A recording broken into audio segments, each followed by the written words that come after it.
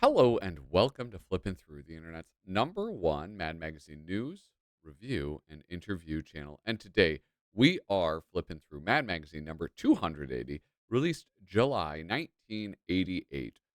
Our price, $1.50, which is indeed cheap. But before we do that, hey, thank you so much for tuning in. Please remember, hit like, hit subscribe, and leave a comment down below. That's the best way that you can support the growth of this channel. If you want us to help the channel out in another way, patreon.com/flipping through. Link is down in the description. Um, what can you do there? Oh, yeah, you can give me money. If you give me money, I'll give you a 6 set of stickers. I'll give you a freaking baller set of buttons, and I'll give you this cool stencil. Now, postage rates have gone up, so I think I got to change.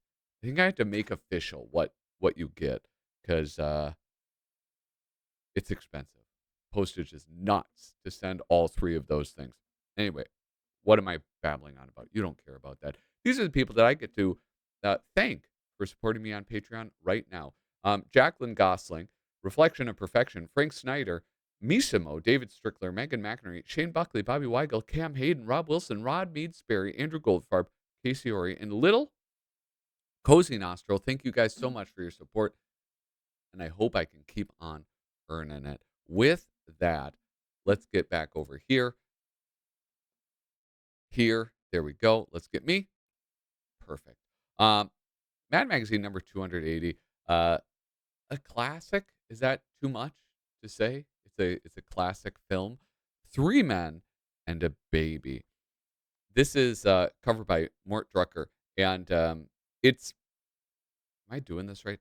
And it's basically just the movie poster, like down to every detail. Steve Gutenberg, his dumb face, like his like little cutesy face.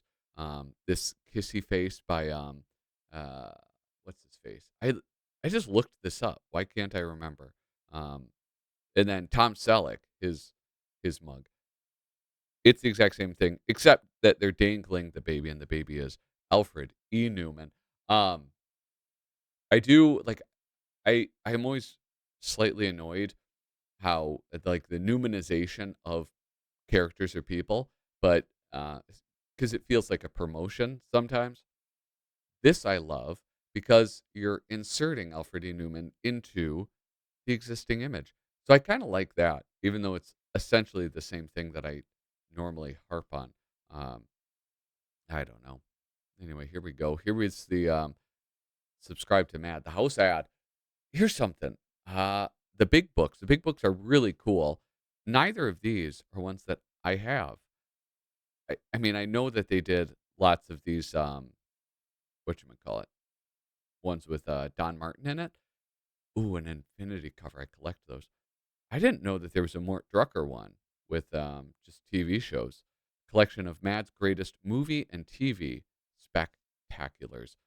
Um, that's kind of cool. I own a few of the Mad big books, but I don't know, they're pretty low on my priority list as far as the collection goes. Here we have the Alfred E. Neuman quote.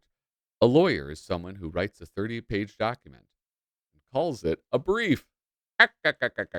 Anyway, um, there was two fun things on this page. One is right here. The tooth, the whole tooth, and nothing but the tooth. And now the moment you've all been waiting for. In the letters and tomatoes department of Mad 278, Eric Huber of Valley Stream, New York, asked us why Alfred E. Newman's tooth was never repaired. We responded by saying that it had been repaired and offered a free 1-year subscription to the first 6 people who could tell us the regular issue number and situation in which it happened. Correct answers at Mad number 236 when E.T. did the impossible. So 6 people won, but look at there's all these people who got that one correct. 83, and this came out in 88. So that takes a long memory.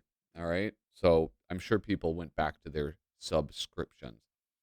The other thing on this page that's worth checking out. I like this. You know I like it. I like to talk about it whenever I can. That's the statement of ownership, management, and circulation. Except this is the statement of ownership, mismanagement, and bad circulation. Uh, the statement of ownership, it's something for the post office because if you have a periodical, you get special rates. And so you have to publish this in your magazine or whatever it is so that you can get the special rates. Required by Section 39.41, subheading 78, which specifically states that this filing is not required. 1A, title of publication, MAD. We wanted some other funny title like U.S. News and World Report, but someone beat us to it. 2, data filing. We file A to K on Mondays, L to Z on Thursdays, and our nails on Friday. Frequency 105.5 FM, 98.6 AM. And it just goes on. And then these down here are normally what gets sold at the newsstands, what is subscription numbers. So total number of copies printed, 1, 2, 3, 4, 7, 6, 5. Official arbitrary numbers, 454, 876. Total numbers of copies sold, 187,8 987. Figure that one out. So I think these have like secret meanings to them. Um, Mail subscription. So subscriptions delivered untorn 3. Special arbitrary numbers pi squared. Um, I I'm almost certain a lot of these jokes make sense if you know something. Number of copies given away by staff, 56,987. Official arbitrary numbers, 5 to 1. Numbers of copies staff admits to giving away, 3. Arbitrary numbers, 711. Anyway, I liked that. I thought that was a fun thing to stumble upon in this issue. And here we go. Oh, another agony and ecstasy joke. There was just one last week in the issue that I flipped through. Here we have new cigarette warning labels you may have missed. Irving Shield, idea, Annie Gaines, and writers Joe Ravioli and Charlie Cadu. Here's this. I always loved camels. Surgeon General's warning, since cigarette smoke contains carbon monoxide, you could probably save lots of money by sucking on your car's exhaust pipe. Surgeon General's warning, smoking causes lung cancer, emphysema, arterial sclerosis, heart disease, tuberculosis, black lung, asthma, and tumors. List continued on next pack. Surgeon General's warning, smoking in a crowded restaurant greatly increases your chance of getting soup poured on your head. I think it was quite a while before they started actually outlawing smoking indoors. Anyway, here we have, one of my favorite things in Mad Magazine, a Mad peek behind the scenes. And this is a lovely Whimmel builder. A Whimmel builder. That's a term that I learned once. Forget who taught me. Doesn't matter really. This is a Whimmel builder, and by Sergio Aragones, and it's lovely. This is they don't do the thing that I really really love, which is like where there's walls and ceilings removed and walls cut out, and you get the peak in that way. This is just like the great big wide open prom, and it's fun. And it is prom season. It's the season for promenades. I'm going to kind of zoom in like that. Hopefully you guys can see it okay. Hey, I snuck in a whole 6-pack of beer.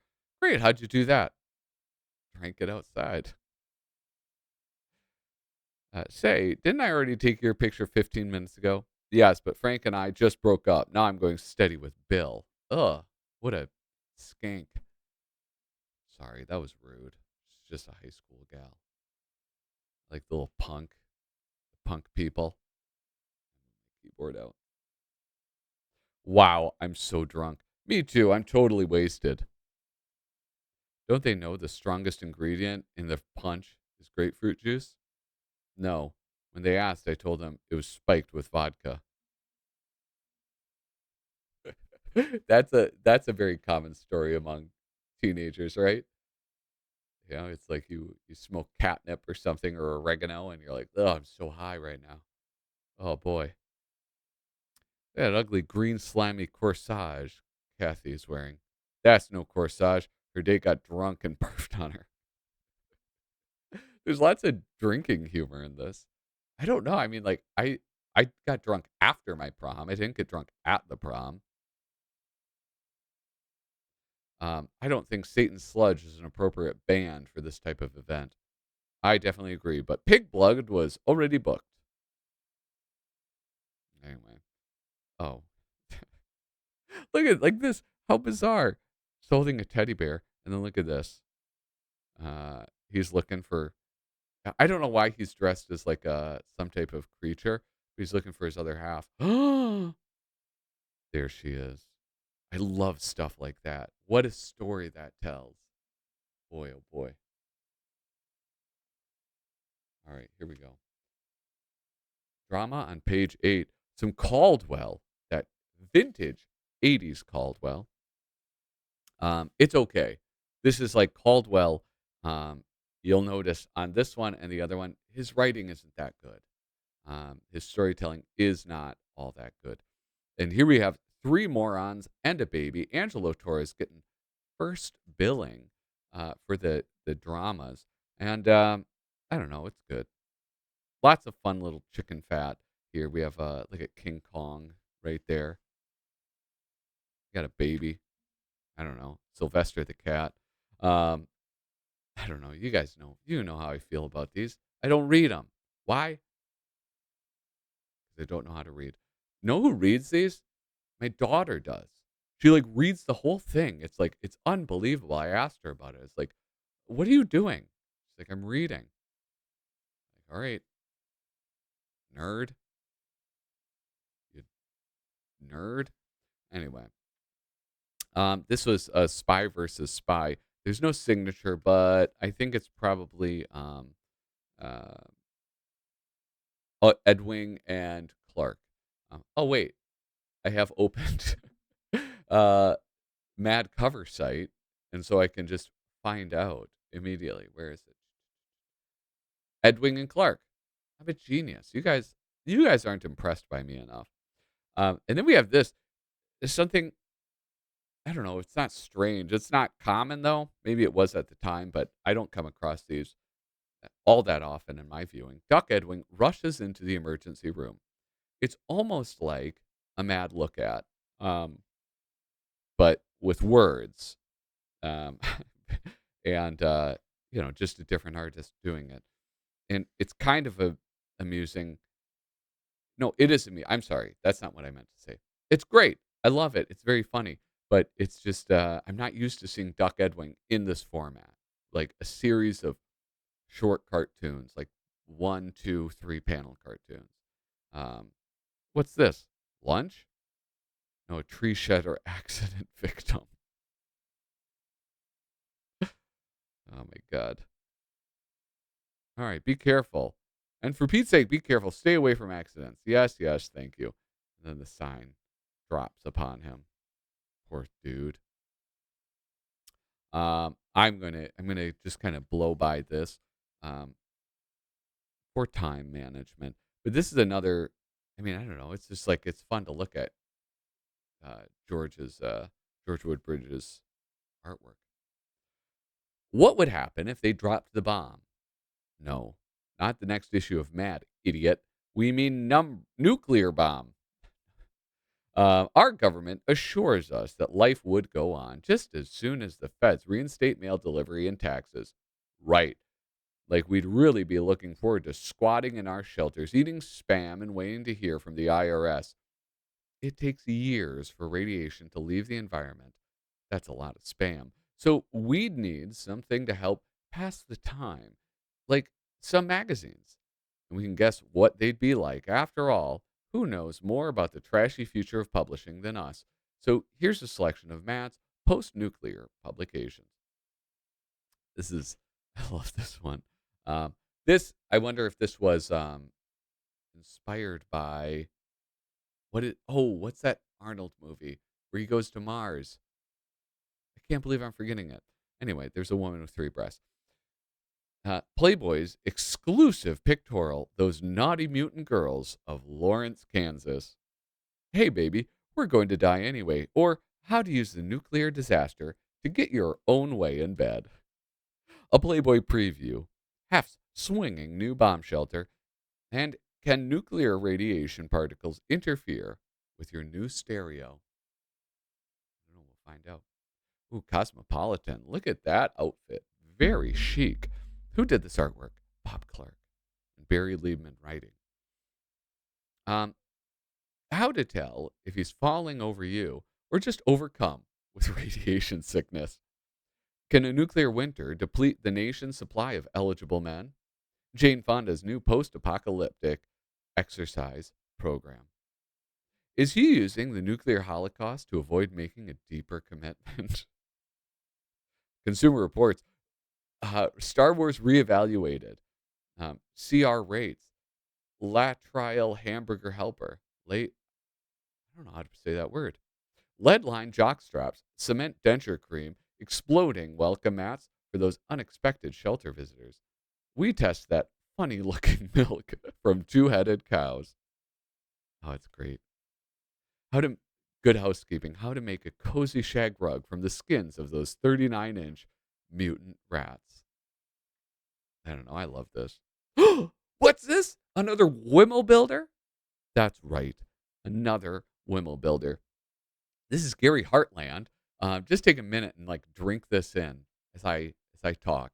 I realized when I was looking at this before, and this is lovely to look at. Al Jaffee's great big Wimmel builder.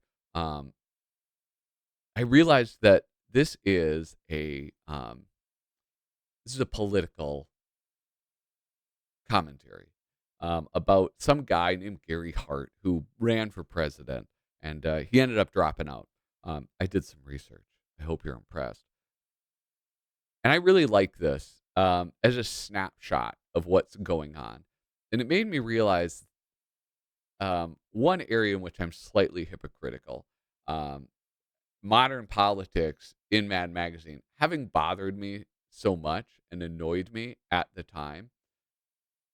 The politics that come up in the 80s, right here, for example, it's interesting to me because I'm so detached from it. I don't have the same kind of emotional response because of the fact that I'm not inundated with Gary Hart coverage. And so it's just kind of interesting as a little time capsule.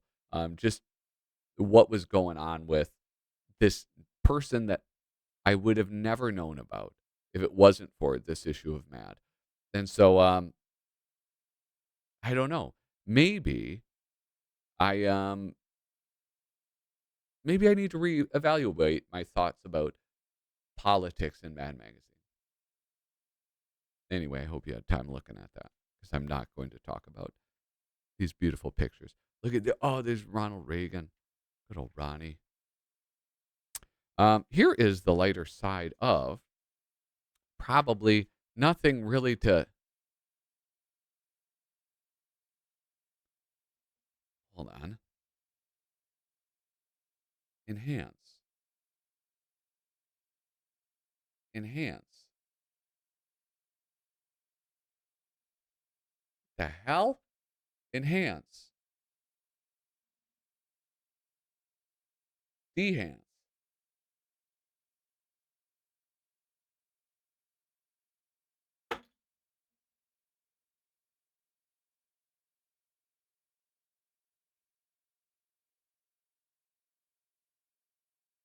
Is that me?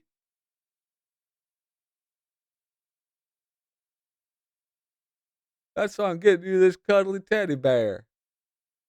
That's me. They took me. Dave Berg. You guys. Dave Berg did he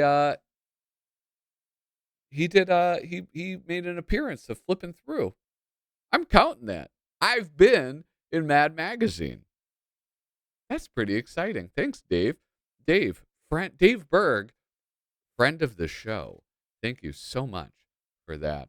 Um, and here we have MAD's comprehensive modern day disaster hazard and problem insurance. Ugh, I hate this stuff.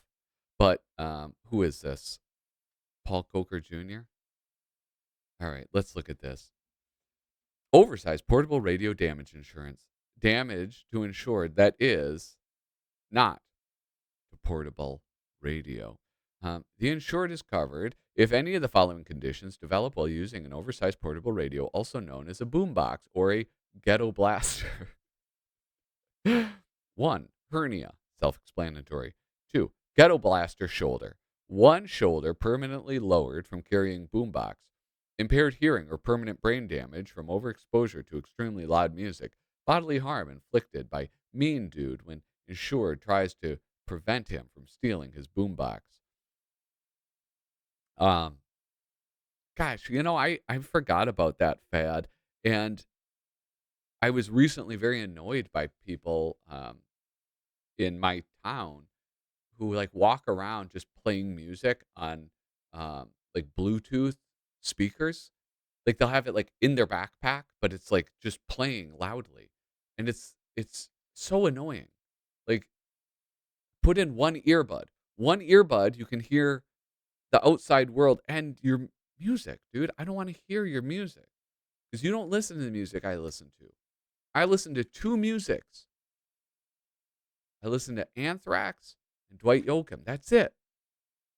Here we have Schwarzenegger with a tip of the hat to Hank Hiawatha Longfellow. Um, yeah.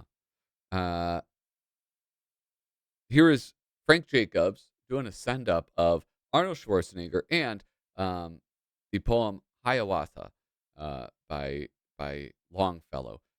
On the shores of Gitchigumi, stood the daughter of Nokomis.